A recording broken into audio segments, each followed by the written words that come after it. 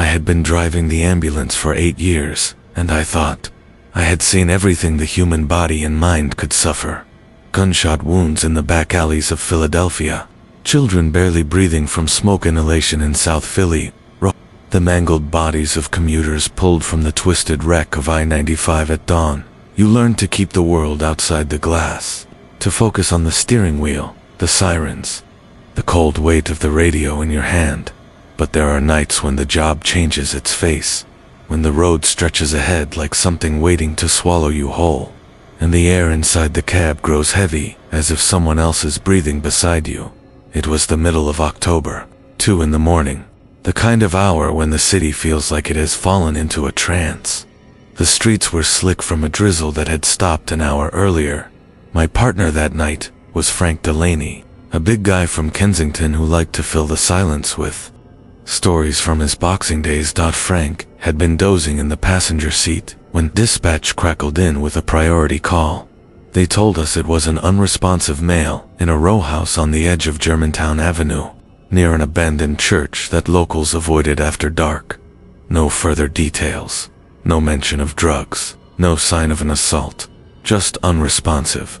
The address came through and I recognized it immediately, not because I had been there before, but because the house sat on a block that I had driven past many times without seeing a single light in the windows. We reached the street in less than 6 minutes. Every other house looked dead, their windows boarded, paint peeling like dry skin. The one we wanted stood narrow and crooked between 2 empty shells, its doors slightly ajar, as if someone had been waiting. Frank muttered that something felt wrong. I left the engine running, more from habit than any conscious fear, but there was a part of me that wanted the engine to be ready, humming, if we needed to leave. We carried the kit inside. The hallway smelled like damp plaster and something metallic, sharp in the back of the throat. There was no furniture, only a thin runner of carpet leading toward a dark staircase. We called out for the patient. No, answered Dot. At the top of the stairs, a shadow shifted. I caught it in the beam of my flashlight. A man standing barefoot in a stained white undershirt. His skin was pale, almost gray, and his eyes seemed unable to settle on us. I asked if he had called for help. He did not speak. Instead, he turned slowly and walked toward a room at the end of the hall. Frank and I followed. The room was colder than the rest of the house, and in the middle of the floor lay another man, sprawled on his back, eyes open but clouded, no pulse, no respiration. The skin around his mouth was dark, almost black. We moved fast, starting compressions, preparing the bag valve mask. But as soon as I knelt beside the body, I felt a vibration under my knees, faint at first, then stronger, like something shifting beneath the floorboards. I thought it might be the boiler, until I remembered the house had no power. The barefoot man was still standing in the doorway, watching us without blinking. Frank told him to step back. He did not move. Then I noticed his lips were moving, not forming words I could recognize, but something low and rhythmic. The sound seemed to come from somewhere else, from inside the walls. I felt the vibration again, but now it had a pulse of its own, slower than a heartbeat, heavier. The patient's eyes rolled toward me, though his pupils were blown and lifeless a moment before. A slow breath rattled out of his chest, even though his ribs were still under my hands. Frank cursed and looked at me for an answer. I had none. I only knew the air in the room had changed, thick and cold enough to sting the skin. Then the patient's jaw unhinged in a way I had never seen in a living or dead man, a wet, tearing sound in the hinge of bone. And from somewhere inside his throat came a whisper that was not in any language. I understood. Frank dropped the bag valve mask and stumbled backward.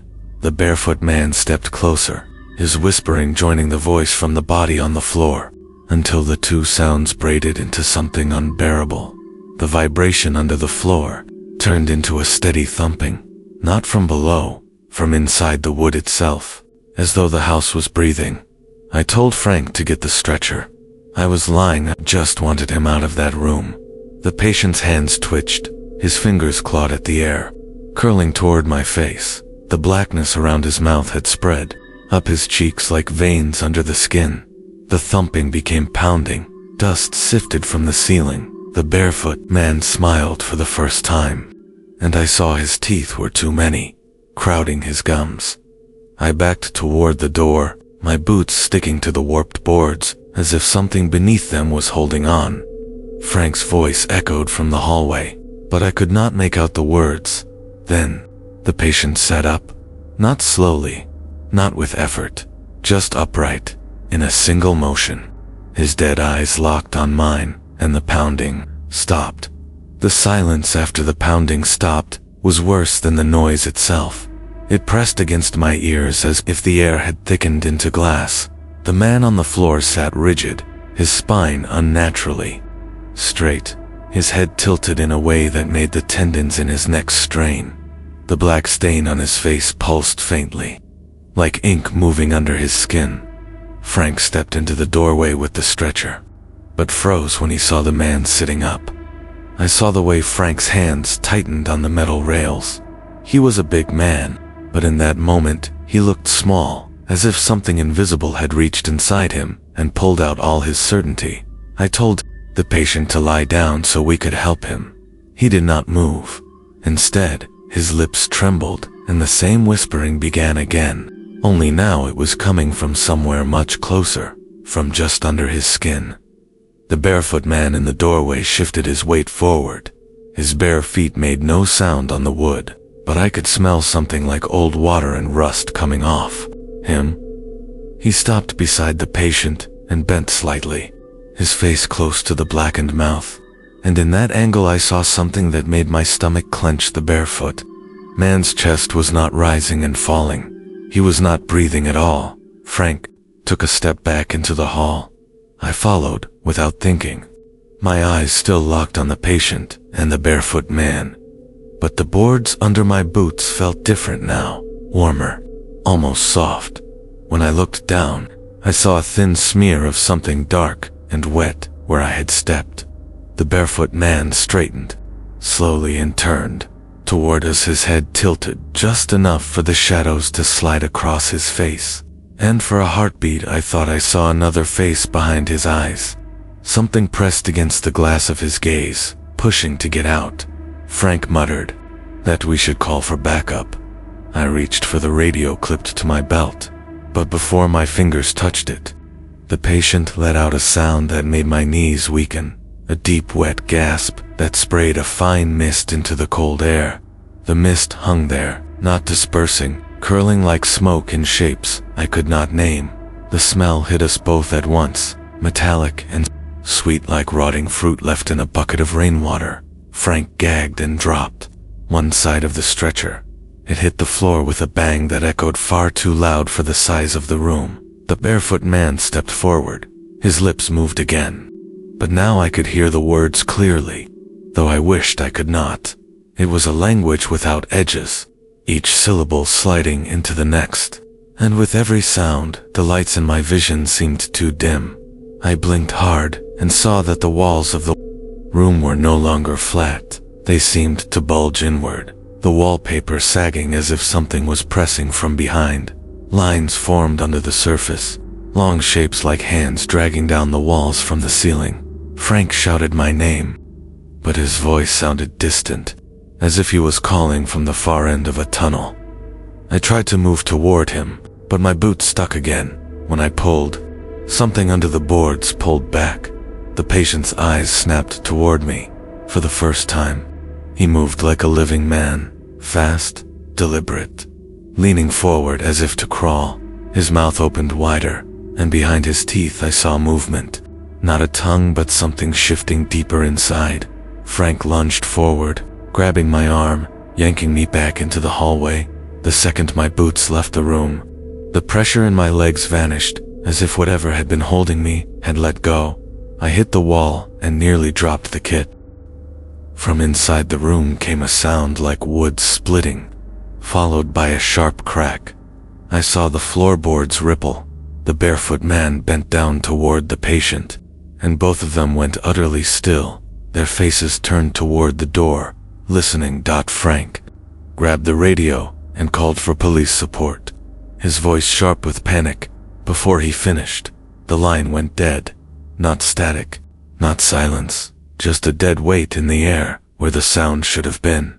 Then the lights in the hallway went out. The only glow was from my flashlight, its beam shaking as my hand trembled. We should have run. We both knew it, but the patient began to crawl toward us on all fours. And the way he moved was not human. Each joint bent too far, the knees bowing outward, the hands splayed like claws scraping the wood. The barefoot man followed, but he did not bend to crawl. He glided, his feet never quite lifting from the floor. The beam of my flashlight caught his eyes, and for a second they flared pale white, reflecting the light like an animal's in the dark. Frank shouted to get out, and I turned toward the stairs. But the hallway ahead looked wrong. It stretched further than it had when we came in. The walls slick with that same dark smear I had seen under my boots, and somewhere down the length of it, a third set of footsteps began to follow. We ran anyway. We barreled down the hallway, the beam from my flashlight swinging across peeling wallpaper and jagged shadows that seemed to move against the walls. Frank was ahead of me, his boots pounding the boards, his breath ragged. I kept my eyes fixed on his back, afraid to look behind, afraid to see how close they were. The hallway groaned under our weight. Halfway to the stairs, something in the floor gave way and Frank dropped to one knee with a cry. I grabbed his arm and yanked him forward. The hole in the boards was small but deep, and in the narrow light I thought I saw movement inside it. Not rats, not insects, but something pale and slick pulling itself upward before vanishing again. We hit the staircase hard. The steps felt soft, as if the wood had been soaked through. Each one bent under our weight with a muffled creak. Behind us came the scraping of the patient's hands on the floor. Faster now, joined by that slow glide of the barefoot man. Halfway down, the air changed. It dropped cold enough to sting my lungs, and each breath came with a taste of metal. I saw my own breath in the flashlight beam, and then I saw another cloud, just above Frank's shoulder, too high to belong to him. Something whispered into my ear. I could not make out the words, but the sound carried a vibration that seemed to travel through my teeth. My knees buckled, and I caught the banister to keep from falling. Frank reached the bottom first, but the front door was no longer ajar. It stood shut, the same dark smear, tracing its edges like a seal. He slammed his shoulder into it once, twice. The door did not even shudder.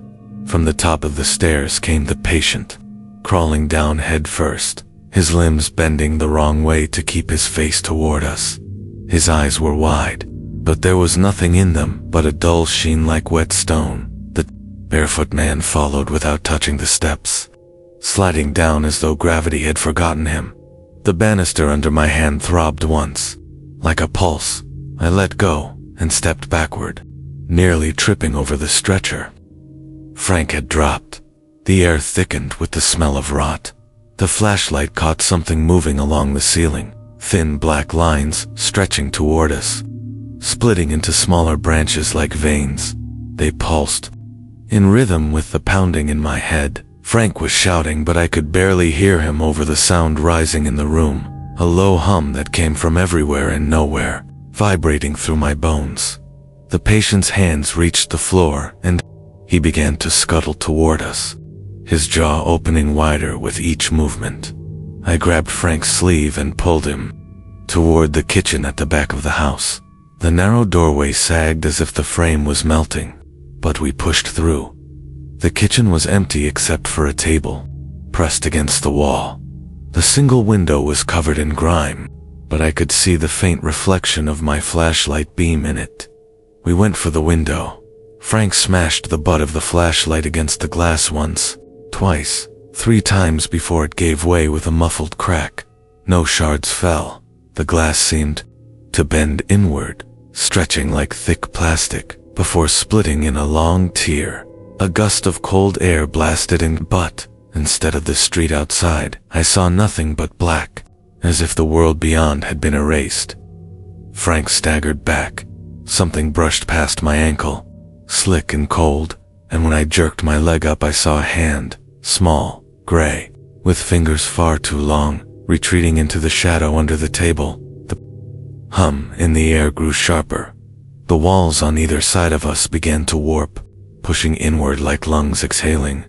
From the doorway to the kitchen came a sudden knock.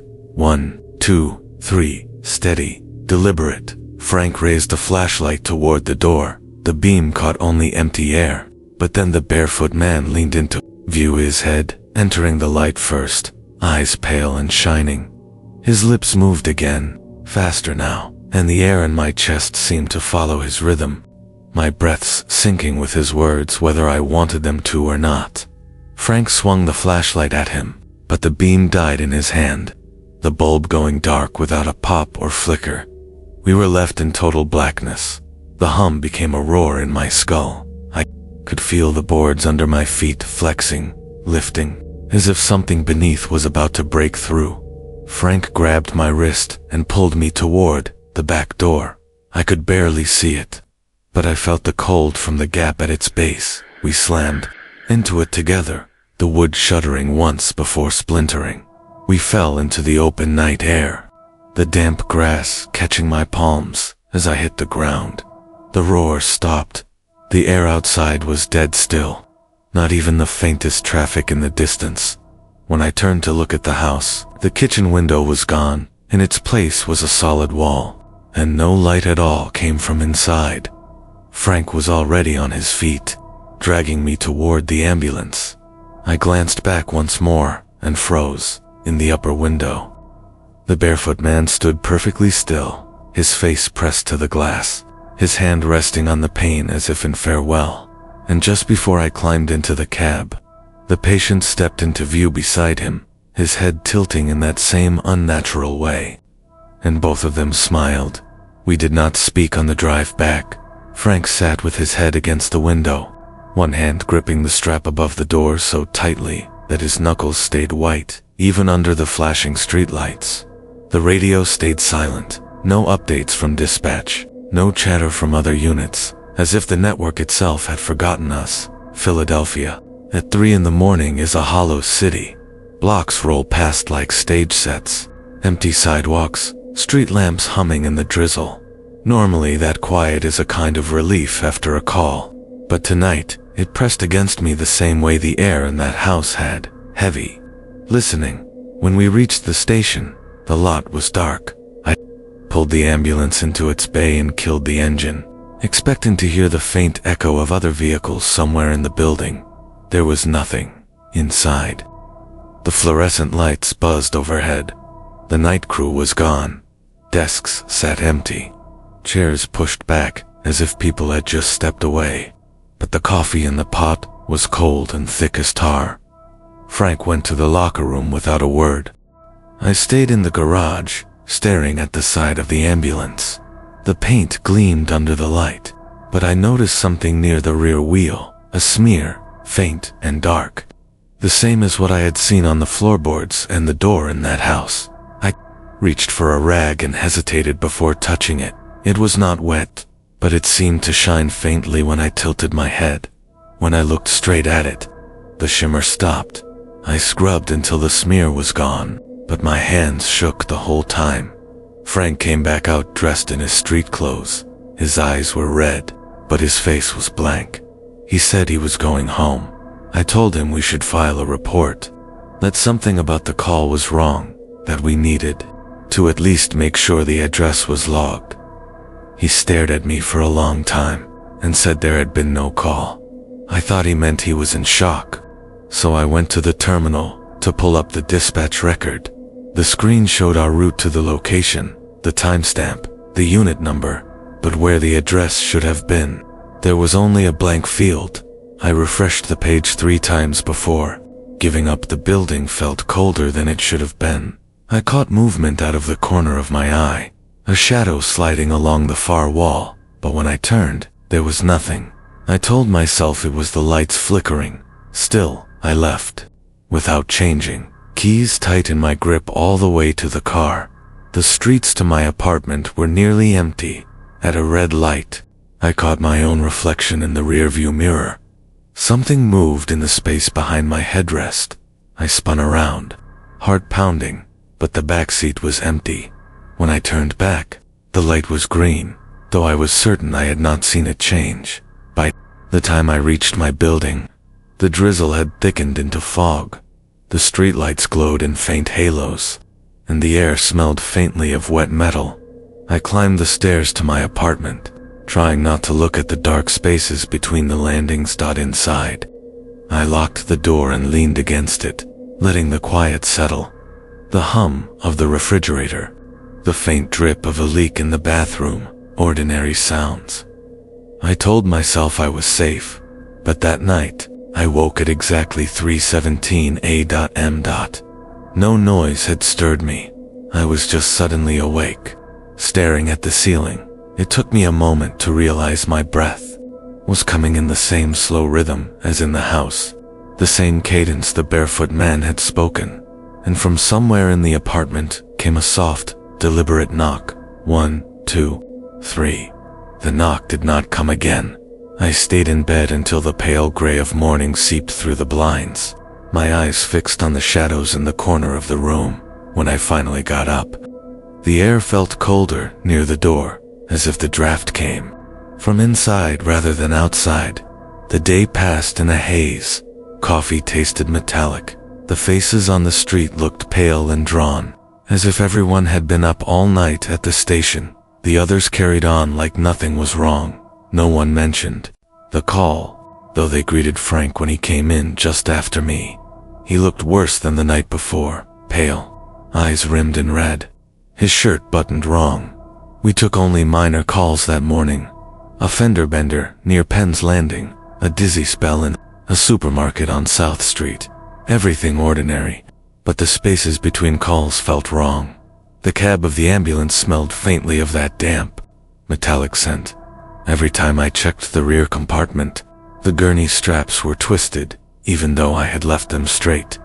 Around noon, dispatch gave us a welfare check in an apartment complex in West Philadelphia. The address prickled in my mind as soon as I heard it, though I could not place why. We pulled into the lot, and I realized the building faced an alley that ran straight toward Germantown Avenue, the same avenue as the house from 2 nights ago. The hallway to the unit was narrow, lit by buzzing fluorescent tubes. The air felt thick, like the space was underwater. When we knocked, the door creaked open. Inside, the living room was empty except for a single chair in the middle of the floor. Facing the wall, Frank stepped in first. He called out, but the sound felt swallowed, as though the walls absorbed it. I moved toward the chair and saw something smeared across the seat, a faint, dark stain, the same shimmer I had scrubbed off the ambulance. From down the hall came a soft scraping. Frank turned, his face tight. We followed the sound to the bedroom. The door was closed. When Frank reached for the knob, the scraping stopped. The silence pressed in, the same way it had in that house. Frank opened the door. The room was empty.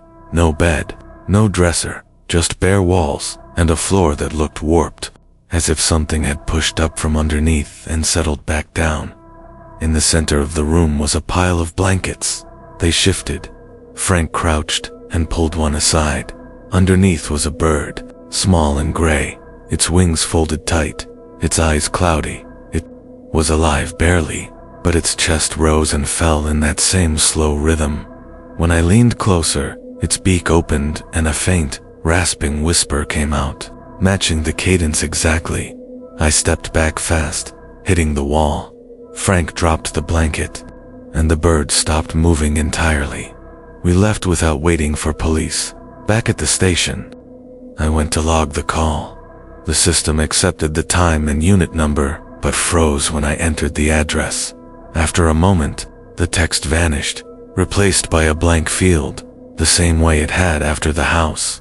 That night, I tried to sleep with the TV on 4 noise. It worked until just after 3, when the volume cut to silence. The screen stayed lit, but all that showed was a black background, and in the center of it, faint and flickering, was the shimmer of that same dark smear. Somewhere beyond the walls of my apartment. I heard the scraping again, not in the hall this time, above me. I tried to convince myself it was just fatigue, night calls, bad sleep, too much caffeine, not enough food, but fatigue did not explain why I kept seeing the shimmer of that dark smear, in places it should not have been, on the inside of a coffee cup, along the spine of a book in my apartment, glinting for a second on the cuff of my sleeve before fading. Frank had stopped talking entirely during our shifts. We rode in silence, answering calls without a word between us. He kept his eyes on the road ahead, his hands clenched on the steering wheel until his knuckles looked bone white. On our third shift after the bird in the apartment, dispatch gave us a pickup at a bus stop on Delaware Avenue. We arrived to find no one there. The rain had just started, and the pavement glistened under the sodium lamps. I stepped out to look around, the radio clipped to my jacket, a block away. A figure stood at the edge of the light, barefoot, white shirt, unmoving. The fog distorted the distance, but I knew the shape instantly. When I blinked, the figure was gone. I told Frank to drive. He did without asking questions. We made it 2 blocks before the GPS on the dash flickered. The map shifted, the street names scrolling too fast to read. When it stopped, the screen showed our location as Germantown Avenue, even though the road outside the windshield was nothing but the wet, empty stretch of Delaware Avenue. The unit phone rang. I picked it up expecting dispatch, but there was no voice, just the low hum, the same vibration I had felt in my teeth in that house.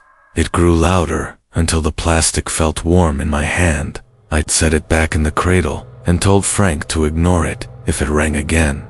We finished the shift without another call. On the way back to the station, we passed a stretch of road lined with row houses. I glanced at them without thinking, and my stomach turned.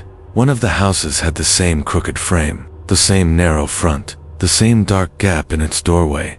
The number on the door was the same as the address from that night, but this was South Philadelphia, miles from Germantown Avenue. When I turned back, the house was gone, replaced by a brick wall where an empty lot should have been. Frank did not seem to notice. He pulled into the station bay, shut off the engine, and sat staring at the wall ahead. When I asked if he was okay, he said something so quietly, I almost missed it. They know we left. I did not ask who he meant. I did not want him to answer. That night, I dreamed I was driving alone. The road was straight, lined with boarded windows and empty porches. Every street sign said Germantown Avenue in the rearview mirror. 2 shapes followed, one crawling, one gliding. No matter how fast I drove, they stayed the same distance behind. When I woke, my phone's GPS app was open. The blue dot pulsed on a stretch of Germantown Avenue I had never visited, right next to the abandoned church near the house. The app was still tracking me, as if I were moving slowly toward it. I shut the phone off. The blue glow from the screen lingered on the wall for a few seconds. After it went dark, the next shift began without Frank. The supervisor said he had called out sick. No explanation, no word on when he would be back. They paired me with a new guy named Carter, fresh out of training, all nervous energy and polite questions. I tried to match his small talk, but the words felt dry in my mouth. The first call came just after midnight. Dispatch said it was a possible overdose. Unconscious male, no sign of trauma. The address hit me like cold water. Not the same house, not even the same street, but close, the same sector.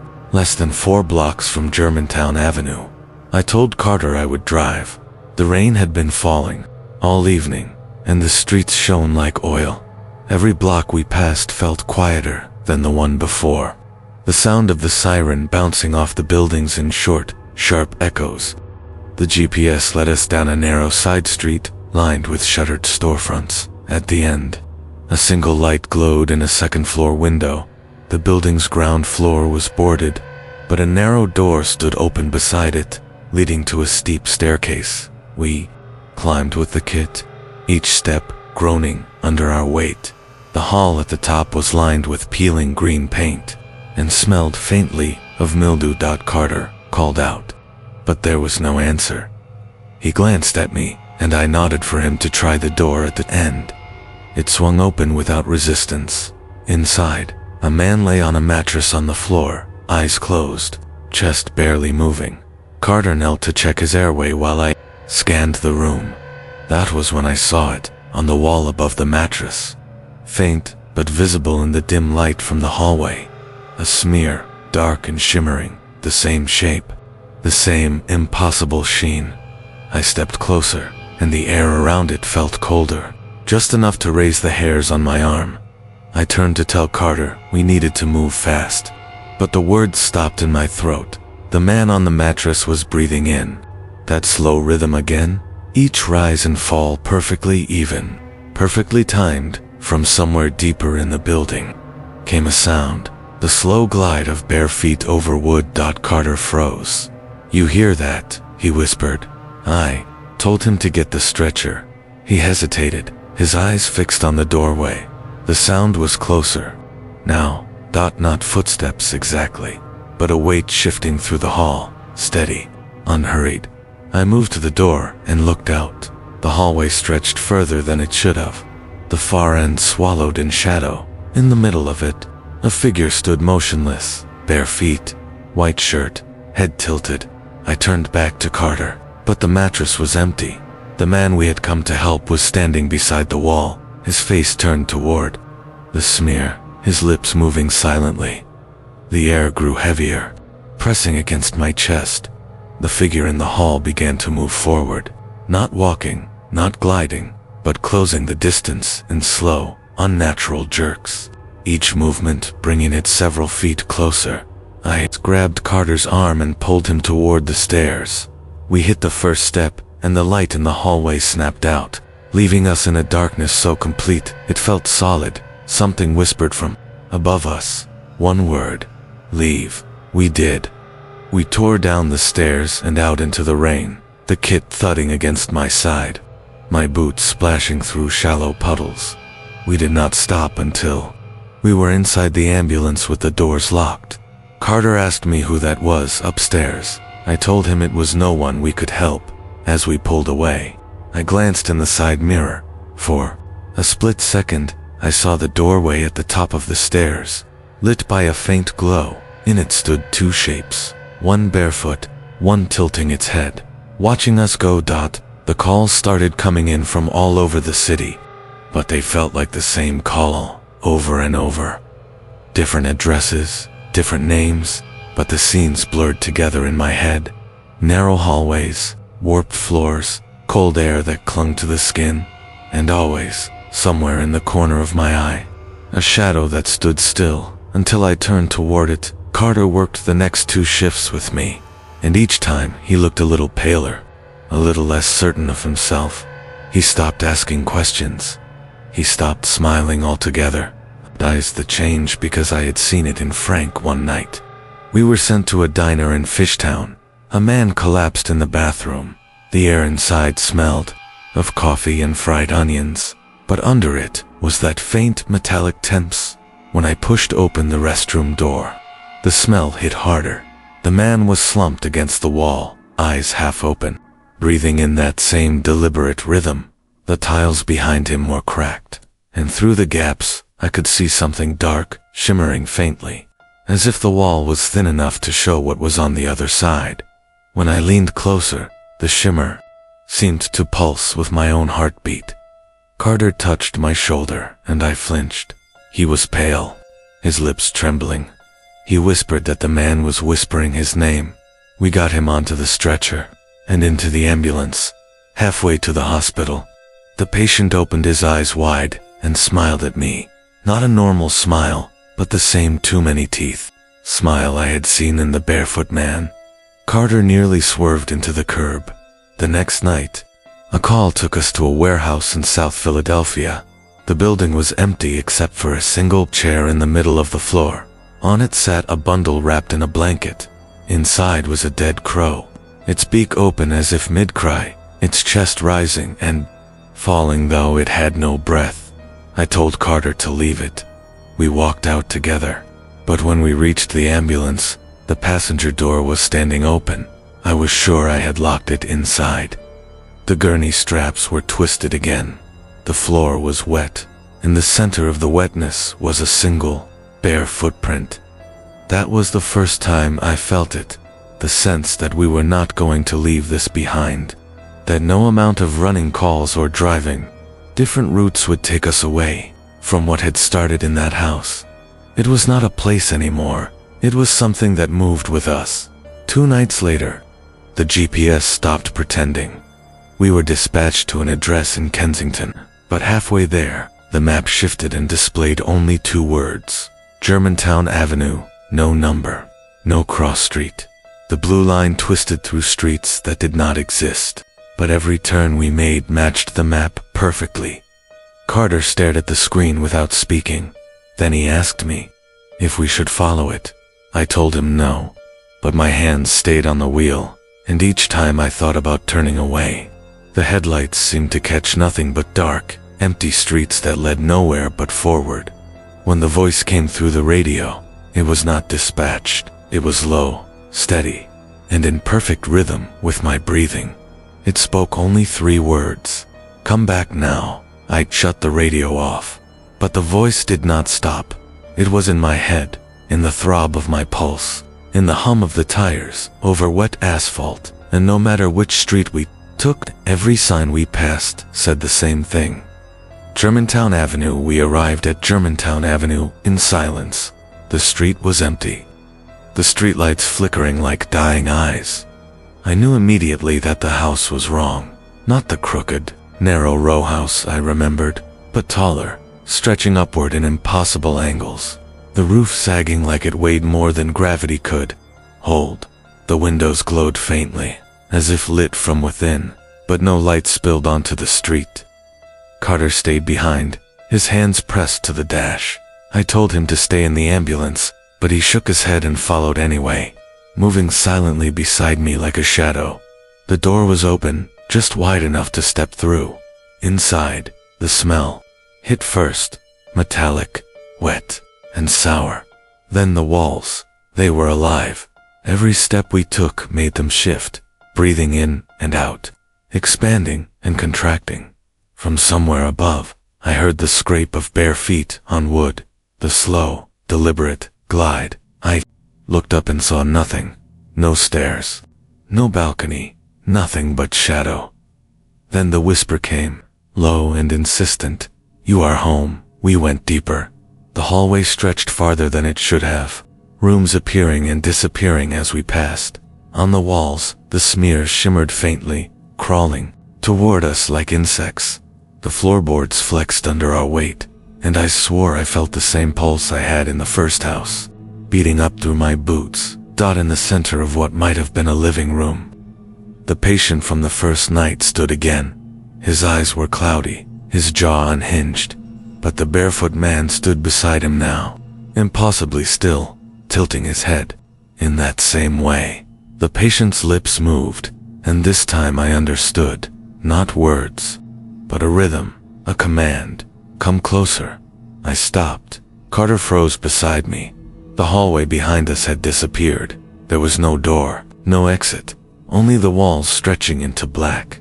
The barefoot man stepped forward, and for the first time I noticed the teeth, far too many, glinting in the dim light, crowding his gums like a nest of knives.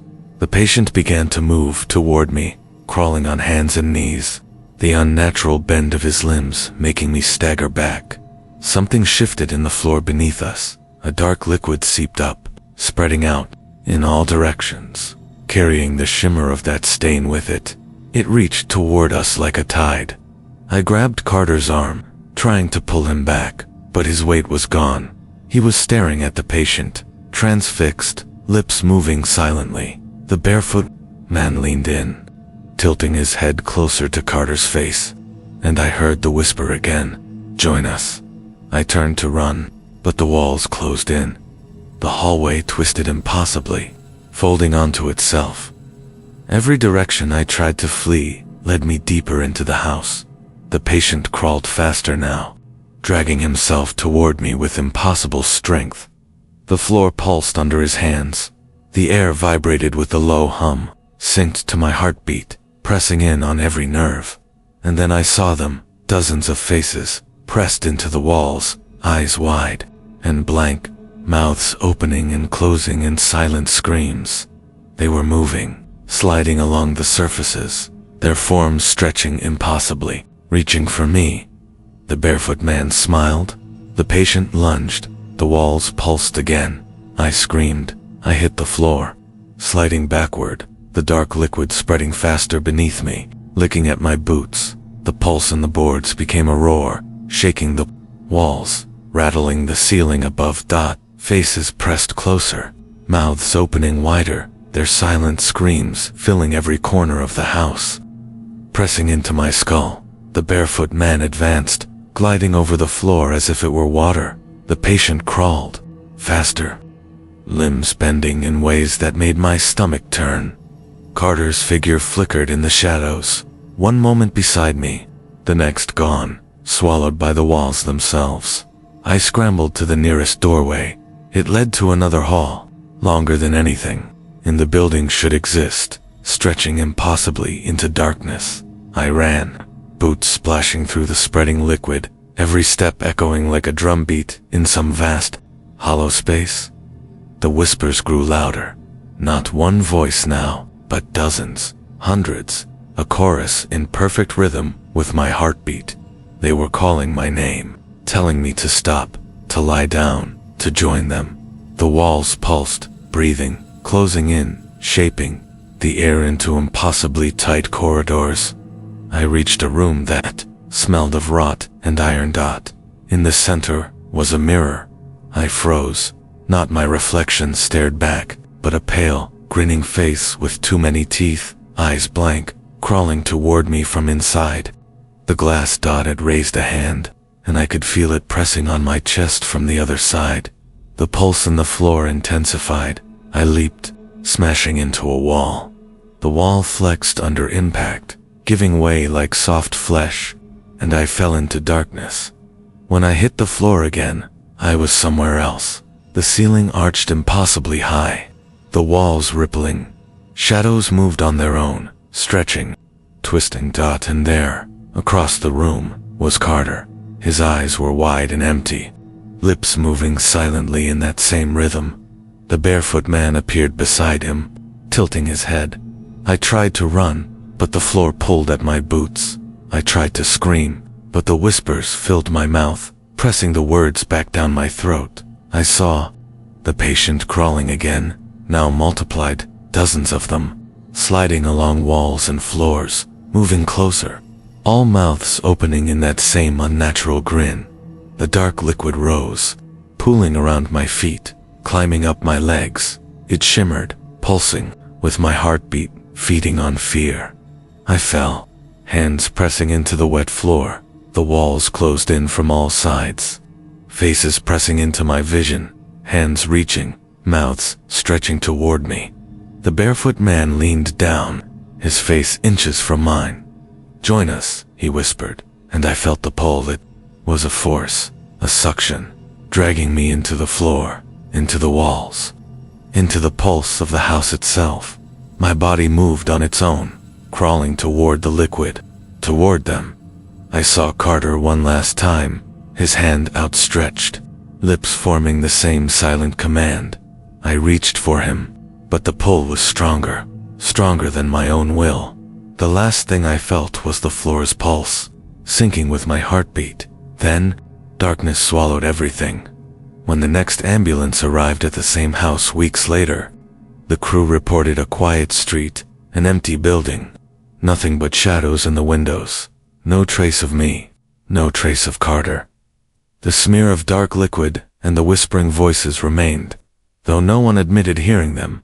And somewhere, far beneath the floors of Germantown Avenue, something waits, pulsing in rhythm, patient, patient for the next call.